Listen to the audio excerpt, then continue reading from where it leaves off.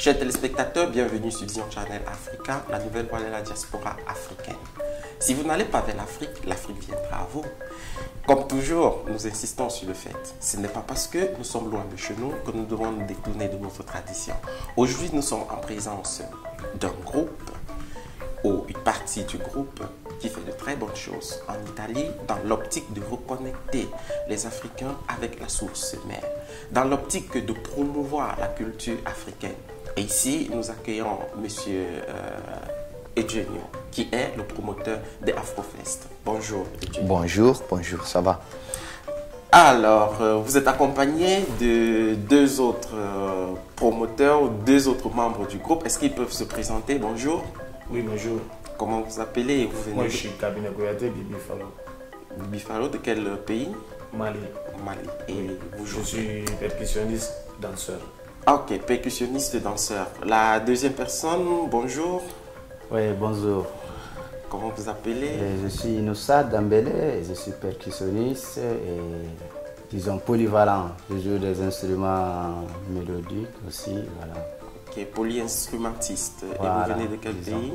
Je viens de Burkina Faso. Burkina Faso. J'aurais bien voulu dire, vous venez de quelle région africaine? Avec l'optique que l'Afrique, bien entendu, c'est un pays, c'est le rêve de tous. Alors, maintenant, nous passons à Monsieur Eugenio. Alors, Eugenio, vous êtes le concepteur et puis le promoteur d'Afrofest en Italie.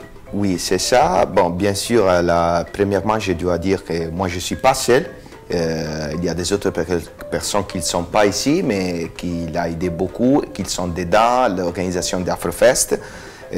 Donc, je tiens à remercier aussi Dario Castiello et Floriana Castagna et toutes les autres personnes qui sont dedans l'organisation, qui sont en train donc, de nous aider pour faire ce festival. D'accord, c'est quoi Afrofest?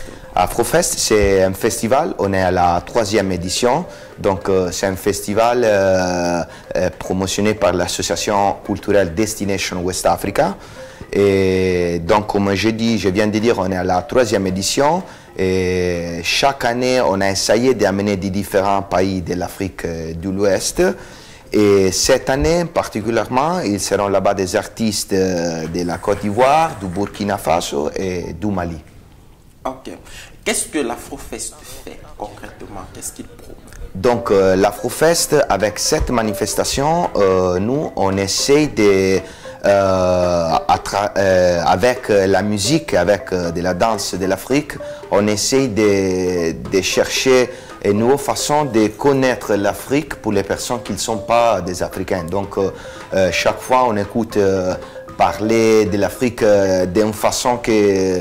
bon, on ne connaît pas trop de la tradition, mais normalement on connaît les choses qui ne marchent pas bien, voilà, dégradant et ça. Donc ça, c'est la chance pour montrer les valeurs et la culture africaine et aussi pour montrer comment à travers de la musique et de la danse, c'est possible de faire de bonnes intégrations et de se connaître bien avec des différentes cultures. Ok. Pour cette année, donc, qu'est-ce que Afrofest a apporté de nouveau par rapport aux éditions précédentes? Donc cette année, premièrement, ils ont changé les pays, comme je dis. Donc ça, c'est déjà une chose nouvelle.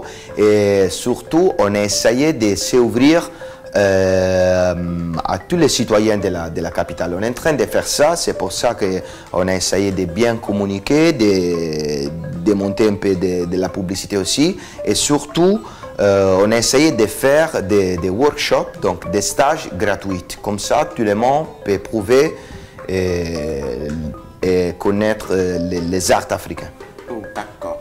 Alors, pour organiser cet événement, cette édition ou bien les éditions précédentes, quelles sont par exemple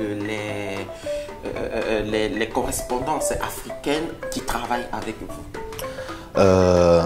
Donc, c'est pas facile ça la question, et ça c'est une difficulté que toujours on rencontre. C'est un peu difficile de parler avec les différentes communautés. Pour exemple, je te fais un exemple, nous aussi on a essayé de demander le parrainage de l'ambassade, des différentes ambassades des pays qu'on a appelés. C'est-à-dire la Côte d'Ivoire. C'est-à-dire la Côte d'Ivoire, bon, on est en train toujours d'attendre la réponse, mais pour exemple, on n'a pas compris pourquoi le Burkina l'a refusé.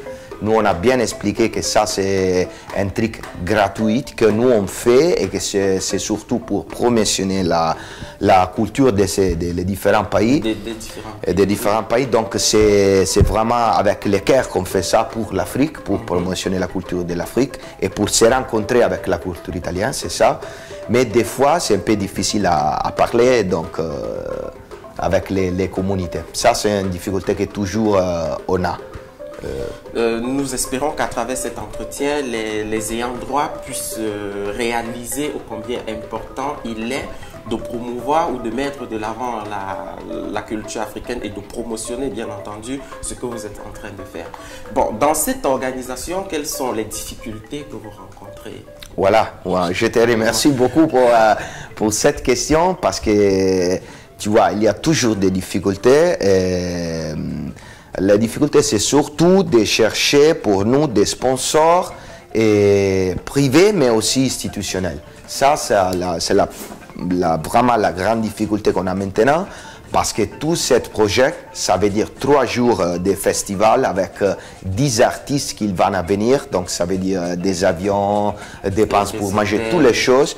Tout ça, c'est seulement grâce à les personnes qui vont apprendre à faire les classes avec cette maître qu'on a appelé.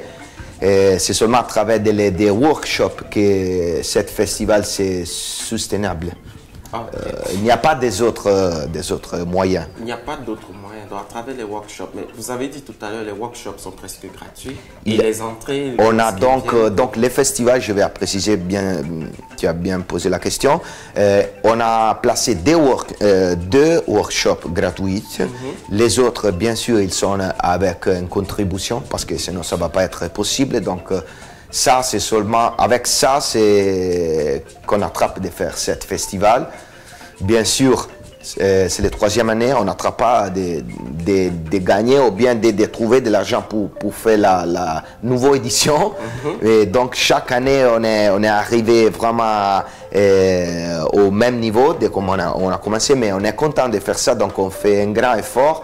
Et vraiment, il y a la volonté de suivre sur cette projet et doucement, de chercher des moyens de parler à les personnes, de promotionner les festivals. Donc, on croit beaucoup dans les projets, aussi grâce à les artistes qui sont à côté de nous. Donc, nous aussi, on remercie beaucoup les artistes qui sont en train de croire vraiment dans ce projet. Et ils sont à côté de nous pour soutenir les projets aussi. Okay. Donc, c'est ça. Merci, cousin. Une autre question maintenant à nos frères de l'Afrique de l'Ouest. Est-ce que vous vivez en Italie ou vous êtes venu exclusivement pour le festival déjà? Mais tout en sachant que le festival, c'est dans quelques jours. Ouais, moi, je vis en Italie. D'accord. Et depuis en 2011, je suis en Italie. Ok. Et quand je suis arrivé, quand Oudjani m'a connu, il a commencé à collaborer avec moi. Le festival est arrivé après. Okay. Mais pas à cause du festival qu'on est ici. On est ici, on vit ici, on travaille ici. On a notre projet et avec lui son projet aussi. D'accord. Ouais. Comme moi, probablement, j'accompagne lui qui danse avec l'association. Et on se trouve bien, c'est toujours la famille. D'accord, ouais. C'est gentil. On est ensemble pour le festival aussi. D'accord. Et le frère du Mali, ouais. Vous vivez aussi en Italie, c'est ça, en tant que danseur. Et qu'est-ce que vous proposez? C'est quelle danse concrètement, tout en sachant que l'Afrique est pleine de danses. On a le Motoachi par exemple, au Congo. Alors moi, je vis ici, je fais la danse du Mali. La danse traditionnelle des différentes ethnies du Mali. C'est vraiment enrichissant. Vous enseignez aussi la danse. Oui. Avec Destination West Africa, on essaye de montrer aux gens ici c'est quoi vraiment la culture africaine. Parce que à travers de la danse et la musique, il y a tout. Il y a la vie quotidienne, il y a les fêtes populaires, il y a aussi la communication. Oui, c'est la communication. On communique avec des gens qui ne comprennent pas nos langues avec notre danse et la musique. Ce qui est très important, très intéressant. D'accord, un dernier mot à Eugenio. Qu'est-ce que vous attendez des Africains, par exemple, qui vous regardent, soit de la diaspora que du continent même? Moi, je peux dire, notre mot de l'association, c'est partager, c'est la clé. Ça veut dire que, bien sûr, on doit être tous ensemble pour attraper de faire de grandes choses. Seul, on ne peut pas faire rien. C'est ça le message qu'on voulait donner avec l'Afrofest. Donc c'est pour ça qu'on appelle tout le monde à venir là-bas pour connaître la culture africaine, mais aussi pour partager des émotions et des bons moments ensemble.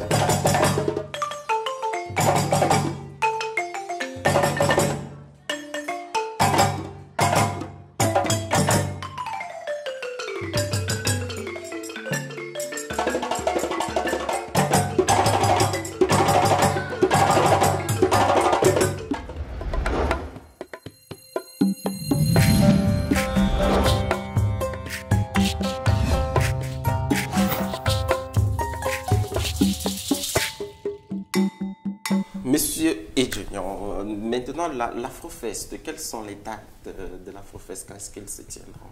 Donc c'est bientôt, c'est la semaine prochaine, ça veut dire du 2 au 4 de juin, donc la semaine prochaine. Et je vous laisse aussi les sites d'internet pour plusieurs informations. C'est www.afrofest.it. Et bien sûr, je vais faire une invitation le vendredi, le 2 juin, parce qu'on va faire là-bas une grande soirée avec, on va manger tout ensemble des plats africains et ils seront là-bas aussi tous les artistes pour nous accompagner avec des bonnes musiques. Est-ce que vous pouvez donner quelques noms d'artistes que vous avez? Bien sûr.